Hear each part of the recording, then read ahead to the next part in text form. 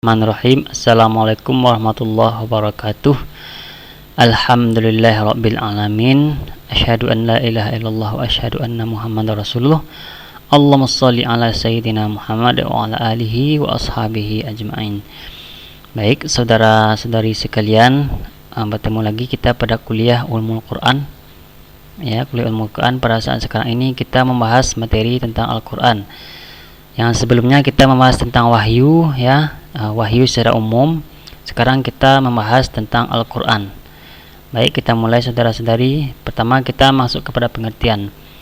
Dalam pengertian ini saudara-saudari, dalam pengertian secara bahasa ada dua pendapat para ulama.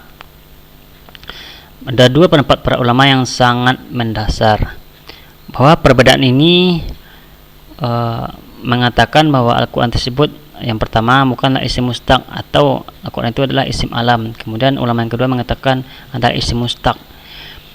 Isim mustaq ini, isim alam ini, ya, salah satu ulamanya adalah Imam Syafi'i, mengatakan bahwa Al-Quran itu tidaklah isim mustaq, bahwa Al-Quran itu adalah isim alam, bahwa Al-Quran itu adalah nama yang diberikan oleh Allah, bahwa Al-Quran tersebut, ya, mushaf ini namanya Al-Quran, Allah sendiri yang memberikan namanya Al-Quran, seperti itu, ya, bukan isim mustaq. Bahwa kata Imam Syafi'i bahwa Al-Quran adalah isim alam yang dimakrifahkan dengan alif dan lam, alif lam, seperti itu. Jadi bahwa jelas bahwa Al-Quran tersebut, dia Allah yang memberikan nama. Kemudian ulama yang golongan kedua mengatakan bahwa Al-Quran ini adalah isim mustaq, bahwa isim mustaq itu adalah pengambilan dari akar kata, bahwa Al-Quran tersebut diambil dari akar kata. Misalnya Al-Quran ini diambil dari akar kata qara'a, yang artinya membaca. Alasannya juga tidak salah, bahwa betul Al-Quran itu adalah bacaan orang Islam, ya, bacaan suci orang Islam, menjadi kitab suci. Al-Quran tersebut kan dibaca, ya, tulisan seperti itu, makanya dibaca, atau artinya diambil dari kata qara'a, yang artinya bacaan. Jadi Al-Quran artinya bacaan. Memang Al-Quran itu memang bacaan. Kemudian ada juga ulama mengatakan bahwa Al-Quran ini diambil dari kata qurun, ya, qurun, yang artinya waktu atau sejarah.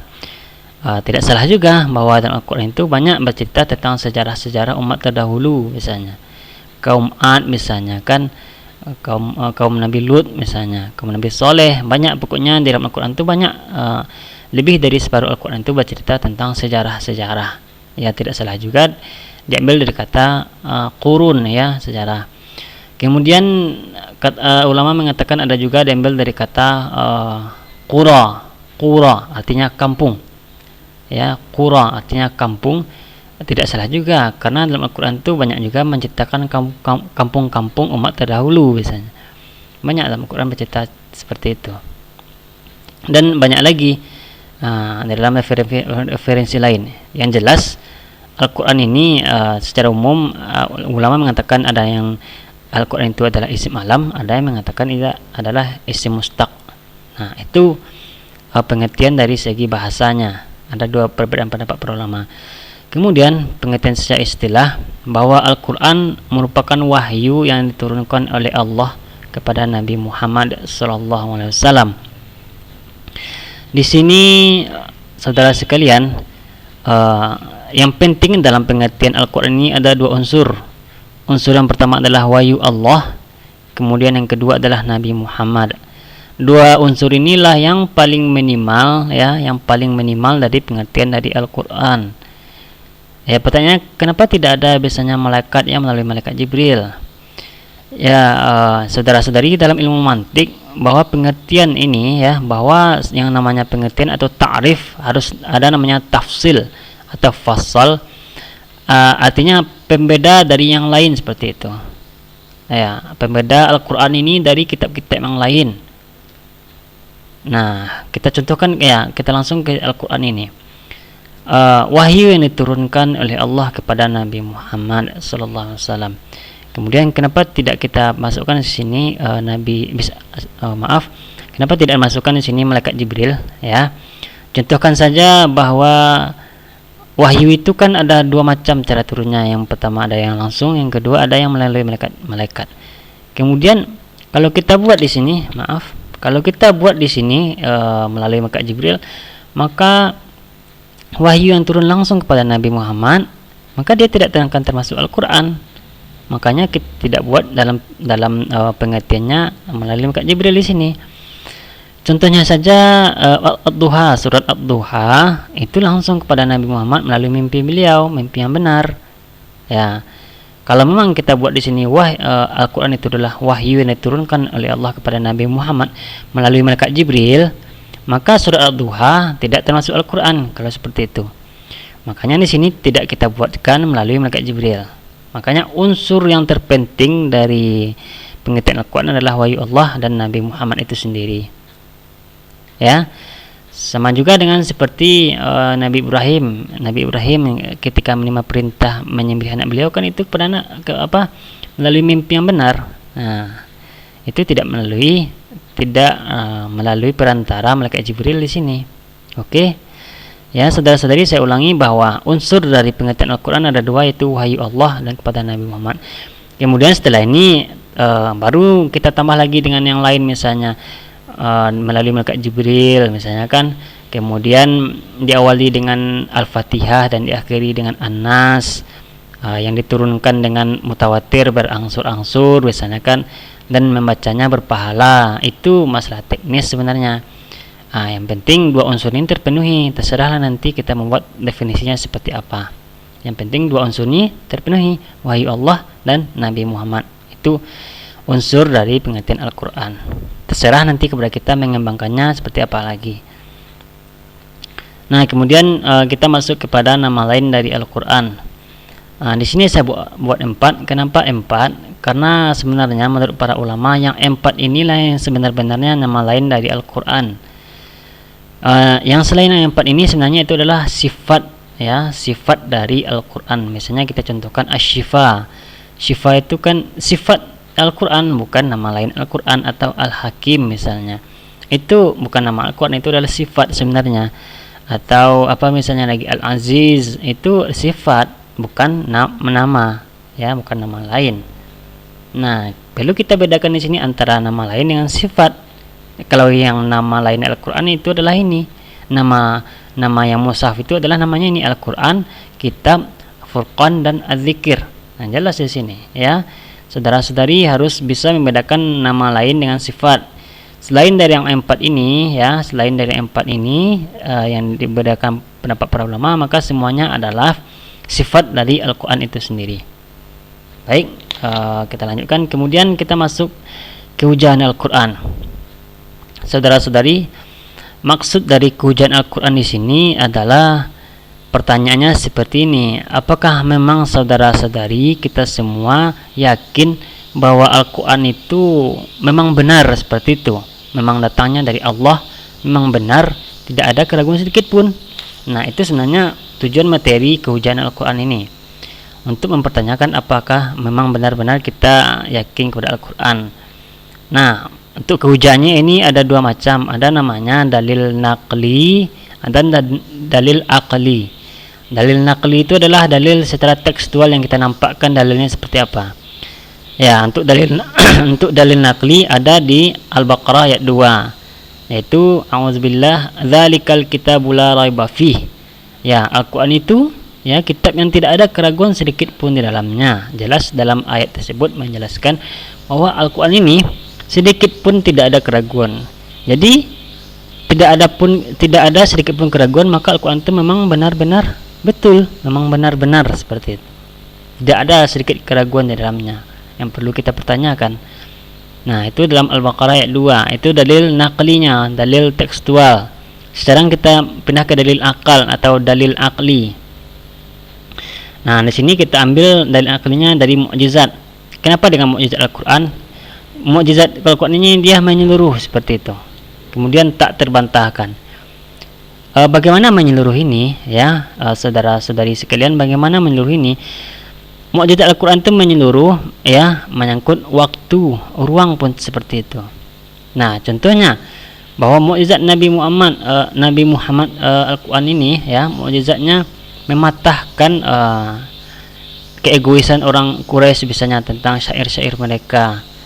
Kemudian menyeluruh juga berpengaruh mukjizat Al-Quran sampai kita saat sekarang ini. Ya, perlu kita ketahui saudara sekalian bahwa mukjizat dari Al-Quran sekarang inilah yang memelihara mukanya orang Islam. Maksudnya kenapa? Saudara sekalian, kita berandai-andai jikalau Al-Quran sekarang tidak ada, ya, maka marwahnya umat Islam sekarang tidak ada. Karena kalau kita lihat sekarang, saudara-saudari, bahwa umat Islam itu sangat tidak patuh terhadap agamanya sendiri, itu yang pertama. Kemudian tidak, di beberapa tempat tidak disegani oleh orang lain. Nah, secara umum yang menyelamatkan umat Islam sekarang adalah mukjizat dari Al-Quran. Kenapa seperti itu? Karena itulah identitas dari umat Islam sendiri. Karena memang Al-Quran ini memang diakui oleh orang-orang di luar Islam. Orang luar Islam saja mengakui Al-Quran itu seperti apa. Maka dikatakan bahwa kehujanan Al-Quran itu dia mukjizatnya menyeluruh menyelamatkan kita sampai akhir zaman. Itu sebenarnya Al-Quran. Kemudian menyeluruh ini maksudnya bahkan sampai huruf-hurufnya tidak bisa dirubah oleh orang-orang. Ada beberapa kasus, beberapa orang yang ingin merubah ayatnya atau merubah barisnya saja, itu sudah ketahuan cepat. Karena Allah yang menjamin dari Al-Quran ini seperti apa. Itu tentang menyeluruh, kemudian tak terbantahkan. Saudara sekalian, sampai sekarang saya tidak mendengar dan saya juga tidak ada mendapat cerita dari orang lain bahwa isi dari Al-Quran tak ada satupun terbantahkan sampai saat sekarang ini.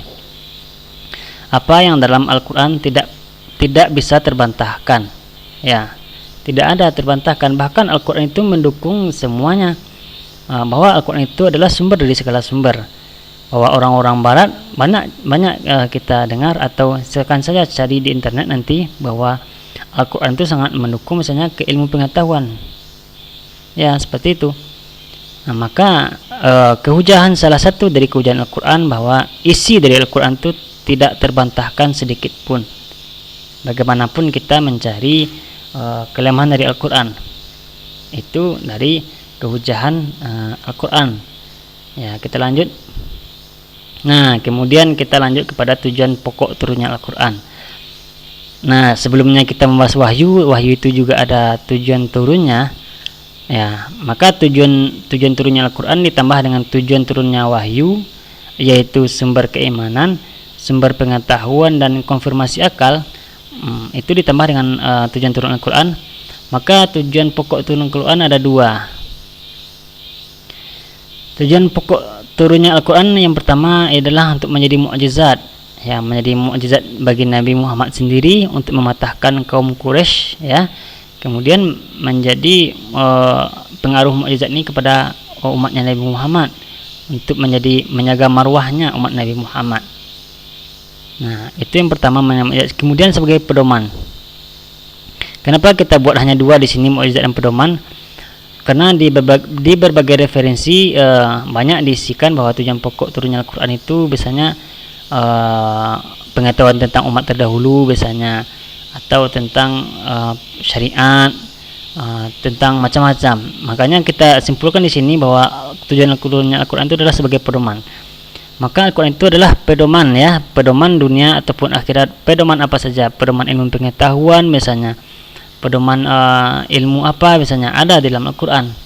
Maka tujuan turunnya Al-Quran adalah, tujuan pokok turunnya Al-Quran adalah sebagai mukjizat, ya, sebagai marwah kita umat Islam, kemudian sebagai pedoman bagi kita umat Islam. Sebagaimana yang katakan Rasul, taraktu fikum amraini, ya, ma in tanasaktum bihima lan tadillu abada, kata Rasul. Ya, salah satu taraktu fikum amraini itu, salah satu dari amraini itu adalah Al-Quran, kata Rasul. Apabila kita berpegang kepada sunnah dan Al-Quran dan sunnah, kata Rasul, maka kita tidak akan sesat, kita akan selamat dunia dan akhirat. Nah, itulah tujuan pokok turunnya Al-Quran sebagai mukjizat dan sebagai pedoman. Baik, terima kasih saudara-saudari. Itu untuk materi kita, pengenalan kita terhadap Al-Quran pada materi ini. Baik, terima kasih. Wabillahi taufik. Assalamualaikum warahmatullahi wabarakatuh.